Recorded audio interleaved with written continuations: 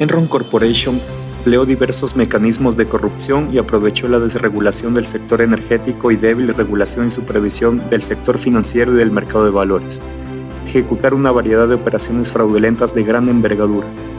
Además de expandir su línea original de operación, Enron desarrolló nuevos mercados en el área de las comunicaciones, manejo de riesgos y seguros en general, de tal manera que la firma llegó a ser la mayor empresa energética de Estados Unidos, incluidas las petroleras, con ingresos anuales de hasta $51,000 millones y una planilla de 21,000 personas poco antes de su quiebra. Apoyándose en técnicas contables fraudulentas y respaldado por la prestigiosa firma auditora Arthur Andersen, Enron logró clasificar como la séptima empresa de los Estados Unidos.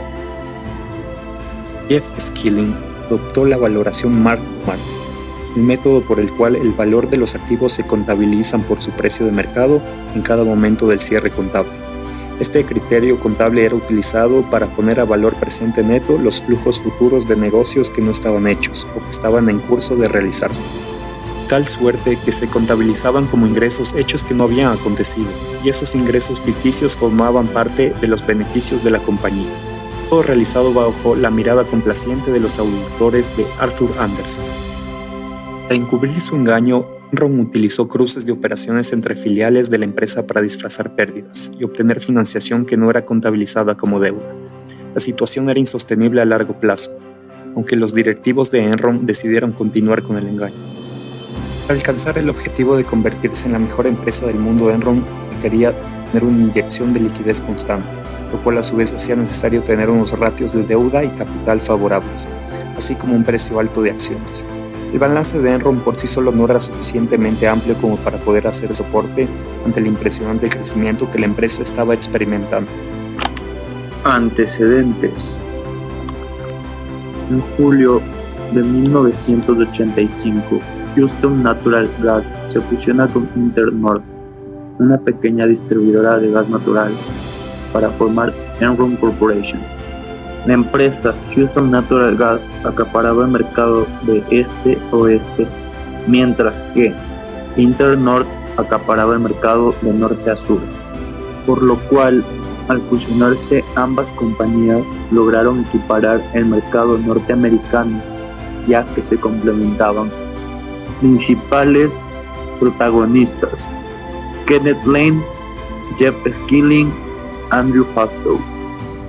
En 1989, Estados Unidos afrontaba una desregularización de la industria del gas natural, por lo cual Enron se convirtió rápidamente en una corporación dedicada al transporte de gas natural entre diversos estados, a través de una red de gasoductos de 60,000 kilómetros.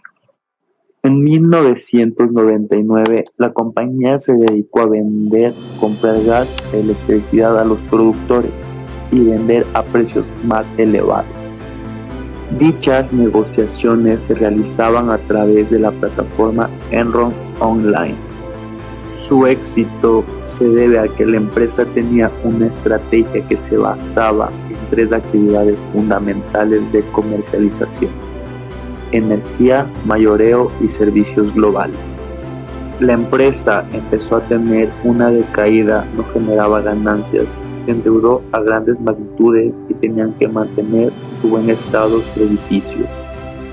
Para lograr esto, los pasivos de la empresa eran traspasados de entidades ficticias, lo cual generaba que la deuda no apareciera en los balances de la corporación. Con dicha hazaña, Enron logró exhibir buenas utilidades en sus estados financieros. Identificación del problema. El escándalo Paala fue una gran polémica donde se cuestionó la integridad de la empresa. El presidente y algunos operadores tenían cuentas en paraísos fiscales y libros y documentos falsos. Se habían desviado beneficios de la compañía a cuentas personales. Existió una reunión con auditores donde estos anunciaron que se estaban manipulando ingresos y destruyendo documentos. El fundador, Kenneth Lane, no cambió nada en lo que respecta a operaciones, y no se despidió a los operadores ni se abrió un expediente de ellos. En lugar de eso, él envió un mensaje al presidente diciendo: por favor, sigue haciéndonos ganar millones. En vez de reducir el riesgo de tener problemas legales, Ley alentó a los operadores a seguir jugando de esta manera. Poco después, los operadores habían especulado con todas las reservas de Enron, y Ley supo de este fraude todo el tiempo. Los auditores anunciaron públicamente este escándalo, y el fundador prefirió seguir ganando corruptamente a perder a los operadores que le hacían ganar millones. De aquí se da a notar el principal problema, que es la ética, la arrogancia y la avaricia.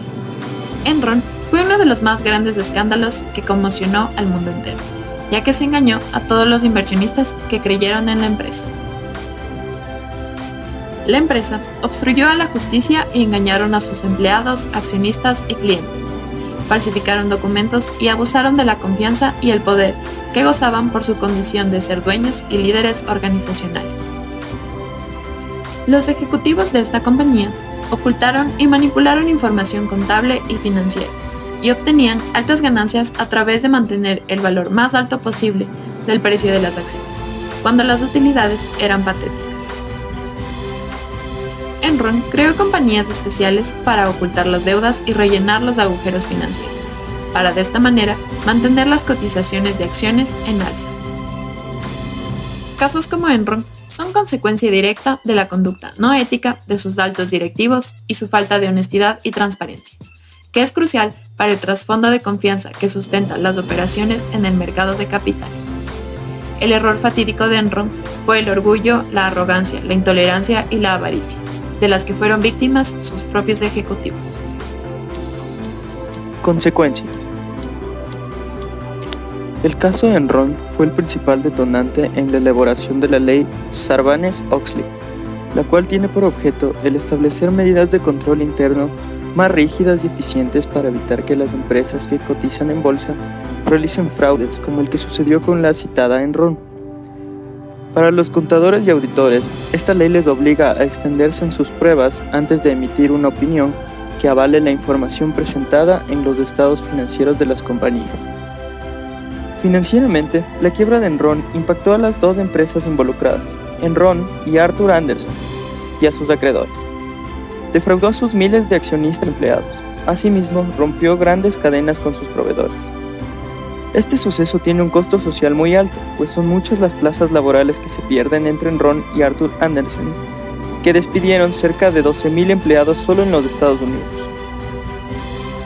El precio de la acción de Enron llegó a 61 centavos.